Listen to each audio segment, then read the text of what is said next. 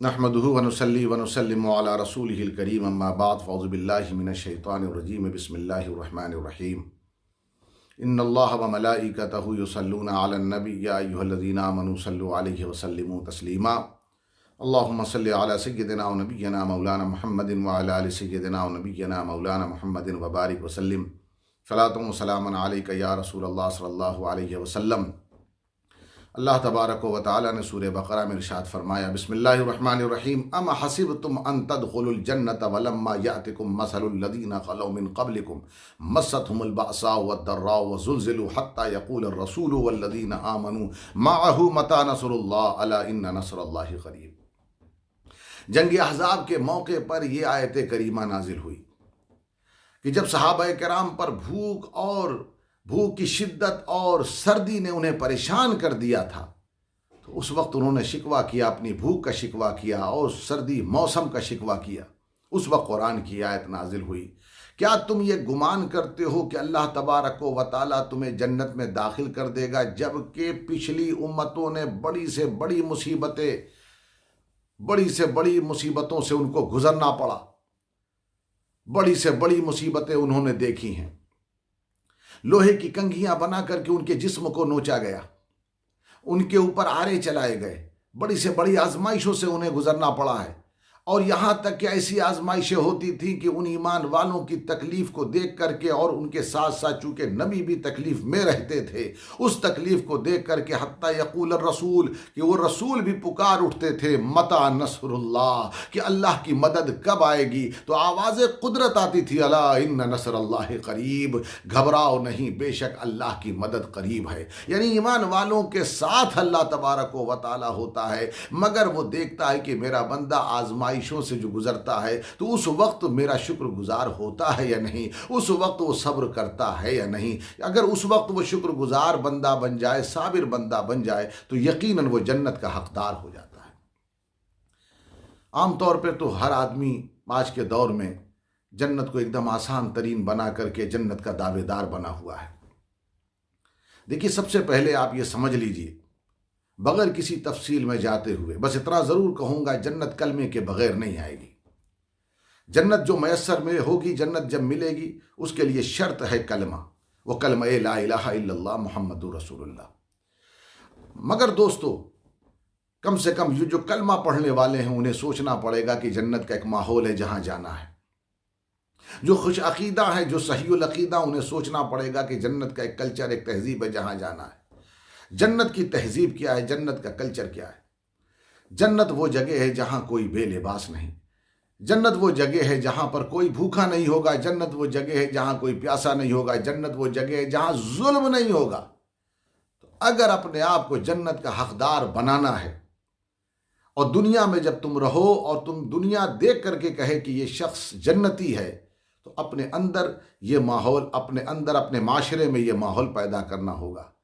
अपने अंदर ये खूबियाँ पैदा करनी होंगी कि जब तुम किसी बेलिबास को देखो और अल्लाह ने तुम्हें इस्तिताअत दी है, तो उसे लिबास दो।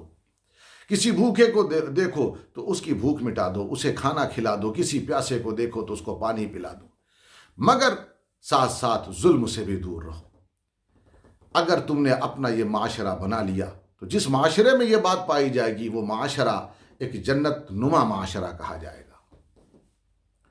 याद रखिएगा, मैं आपको एक बात और बताऊं, एक और चीज चाहिए जन्नत के लिए, जन्नती होने के लिए।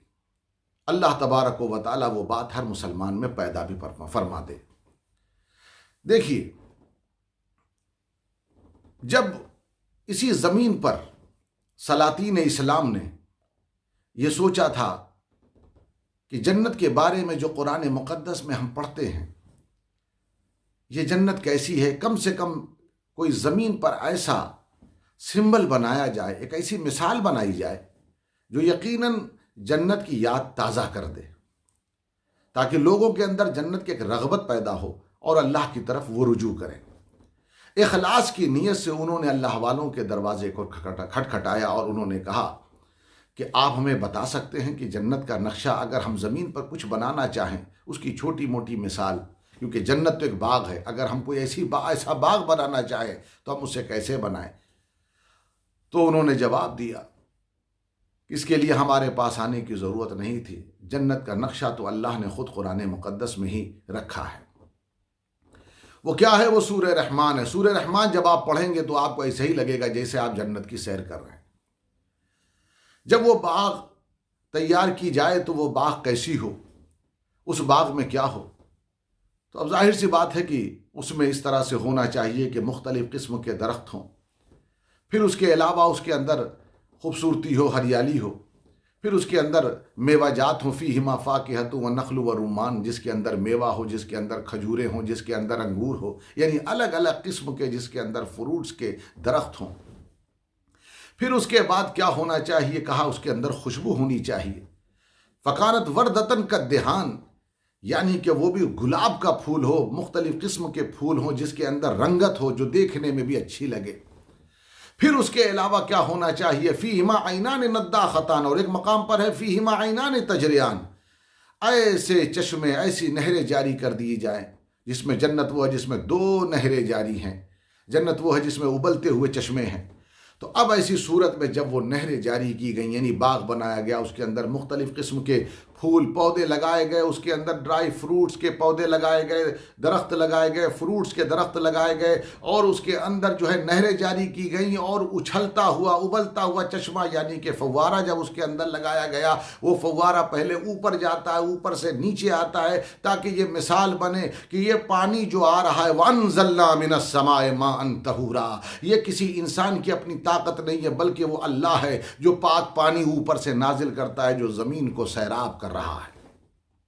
और फिर उसके बाद फ्रेग्रेंस को लाया गया। फ़कानत वर्दतन का दिहान वलहब्बु ज़ुल अस्फ़ व रैहान, जिसको कहा गया रैहान, वो जो खुशबू, यानी जब बाग में जाइए, अगरचे देखने में बाग बहुत अच्छा हो, लेकिन अगर उसके अंदर खुशबू ना हो तो आपको वो लुत्फ़ नहीं आएगा। इसीलिए जगह जगह खुशबू बनाई गई। इसीलिए स्पेन में जब मुसलमानों ने जो बाग बनाया वो दुनिया का सबसे पहला और अच्छा बाग हुआ। उसके बाद शिराज का बाग सबसे अच्छा हुआ, उसके बाद मोरक्को का बाग सबसे अच्छा हुआ। फिर दुनिया ने इन्हीं बाग को लेकर के, यानी इन्हीं गार्डन्स को लेकर के, उसी की मिसालें लेकर के जगह जगह पार्क और बाग बनाना शुरू किया। उसके अंदर खुशबू इसलिए कि ताकि जब बंदा अंदर जाए तो खुशबू अंदर आए, यानी बाग के अंदर जब कोई जाए तो उस बाग की खुशबू अंदर आए, यानी कि जो बाहर है वो अंदर आए, जो जाहिर में है वो बातिन में उतर जाए। तो ये बताया गया कि जन्नत वो है जहां पर इंसान आईने की तरह होगा, उसका जाहिर और बातिन एक जैसा होगा, यानी जाहिर में कुछ हो बातिन में कुछ हो, ऐसा नहीं होगा, बल्कि जो उसका कौल होगा उसी के मुताबिक उसका अमल भी होगा, और जिसका कौल अमल के मुताबिक हो तो समझ लीजिए वो जन्नती है।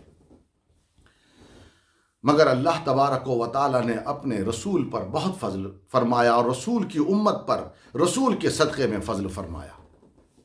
देखिए, मेरे नबी ने उम्मती उम्मती पूरी ज़िंदगी अपनी उम्मत के लिए दुआ फरमाई, पूरी ज़िंदगी अपनी उम्मत के लिए दुआ फरमाई, उम्मत के लिए सोचा।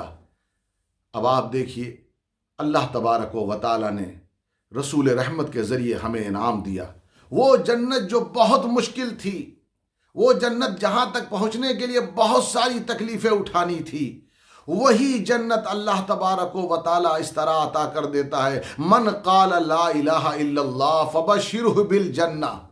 हुजूर ने फरमाया कि जिसने भी ला इलाहा इल्लल्लाह कहा उसे जन्नत की खुशखबरी सुना दो, यानी कि ला इलाहा इल्लल्लाह मुहम्मदुर रसूलुल्लाह जिसने पढ़ा उसे जन्नत की खुशखबरी सुना दो। मगर जब कलमा पढ़ लिया जाए तो इस कलमे का तकाजा भी है, ये कलमा कुछ डिमांड करता है। वो क्या है? इसी आयत के आगे अल्लाह तबारक व तआला ने इरशाद फरमाया, कुल मा अनफक़्तुम व यसअलूनका माज़ा युनफ़िक़ून।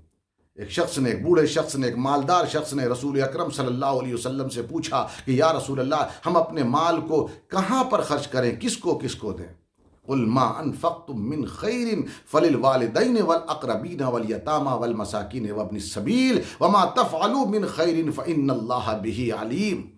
हुजूर सल्लल्लाहु अलैहि वसल्लम से अल्लाह ने कहा, महबूब कह दो कि सबसे पहले तुम खैर की नीयत कर लो, खैर का इरादा कर लो, नीयत बेहतर बना लो, उसके बाद अपने वालिदैन को दो, अपने वालिदैन को दो। अगर वो ज़रूरतमंद हैं तो अपने वालिदैन की खिदमत करो, उन्हें अपने माल से दो। इससे ये पता चला यहाँ पर सदक़े वाजिबा की बात नहीं हो रही, यहाँ ज़कात की इस मकाम पर बात नहीं हो रही, इसलिए कि ज़कात अपने वालिदैन को नहीं दे सकता। तो ऐसी सूरत में यहां पर सदक़े नाफिला की बात हुई, यानी अल्लाह की रजा के लिए अपने वालिदैन को कुछ दो, अपने वालिदैन को खुश रखो, उनकी ज़रूरतों को पूरा करो। फलिल वालिदैन, और फिर उसके बाद वल अक़रबीन, अपने रिश्तेदारों को दो। अपने रिश्तेदार अगर वो ज़रूरतमंद हैं तो उन्हें दो। ज़रूरतमंदों को सदक़े वाजिबा जिसको ज़कात कहा जाता है, यानी कि वो रिश्तेदार ज़रूरतमंद रिश्तेदारों को अगर वो गैर हाशमी हैं तो उन्हें दिया जा सकता है। ऐसी सूरत में अब आप देखिए, इरशाद फरमाया फलिल वालिदैन वल अक़रबीना वल यतामा, और अगर तुम्हारे रिश्तेदार को अल्लाह तबारक व तआला ने ज़रूरतमंद नहीं रखा है, अल्लाह तबारक व तआला ने उन्हें भी साहिब इस्तिताअत बना करके रखा है, तो फिर आगे बढ़ो। अब यहाँ पर यतीमों को दो, अपने माल से भी दो, सदक़े नाफिला भी दो, सदक़े वाजिबा भी दो, ज़कात से भी दो और अपने पसंदीदा माल से भी दो, जो तुमने अपने लिए रखा हुआ उसमें से भी दो। यतीमों को भी दो, मिस्कीन को भी दो और मुसाफिरों को दो। इसलिए कि मुसाफिर जब कहीं पर फंस जाता है, उसके पास कुछ नहीं होता है, तो बड़ी मुसीबतों में आ जाता है, तो उसे ऐसी सूरत में उसकी मदद करो। वमा तफ़अलू मिन खैरिन फ़इन्नल्लाह बिही अलीम, जो कुछ करो मगर नीयत खैर की होनी चाहिए, इसलिए कि अल्लाह तबारक व तआला हर चीज़ को जानता है। तो अब ये कलमा पढ़ करके कलमे के ये तकाज़े जिसने पूरे कर दिए, तो अल्लाह तबारक व तआला उसे जन्नत अता फरमाता है। ये जन्नतियों की पहचान है। रसूल करीम सल्लल्लाहु अलैहि वसल्लम की उम्मत के लिए अल्लाह तबारक व तआला ने जन्नत को आसान फरमा दिया है। दोस्तों, मैं बस इतना ही कहूँगा, आजमाइशों का जब वक्त हो और उस वक्त ज़्यादा से ज़्यादा देखिए, अपने दाएं बाएं देखिए कि कौन ज़रूरतमंद है, कहाँ तक आप पहुँच सकते हैं। दाएं बाएं ही सिर्फ देखने की बात नहीं है, पड़ोस तक सिर्फ देखने की बात नहीं है। हो सकता है कि पड़ोस आपका मुस्तहिक ना हो, ये देखिए कि आप कहाँ तक पहुँच सकते हैं, आपकी रसाई कहाँ तक हो सकती है। ऐसे लोगों की मदद कीजिए, ताउन कीजिए, ताकि अल्लाह तबारक व तआला का फजल व करम हो। और अल्लाह की बारगाह में बार बार दुआ कीजिए, इस माह मुक़द्दस में दुआ कीजिए कि अल्लाह तबारक व तआला इस वबा से हमें नजात अता फ़रमाए, हमारे रोज़ों को हम पर आसान फ़रमाए, हम पर अपना खुसूसी फ़ज़ल फ़रमाए, और आगे भी रोज़े जो है हम पर आसान फ़रमाए, सहरी इफ्तार को अपनी बारगाह में कबूल फ़रमाए और कुरान पढ़ने की तौफ़ीक़ अता फ़रमाए, कुरान के नूर से हमारे सीनों को मुनव्वर फ़रमाए। व आखिर दावाना अनिल हम्दुलिल्लाहि रब्बिल आलमीन।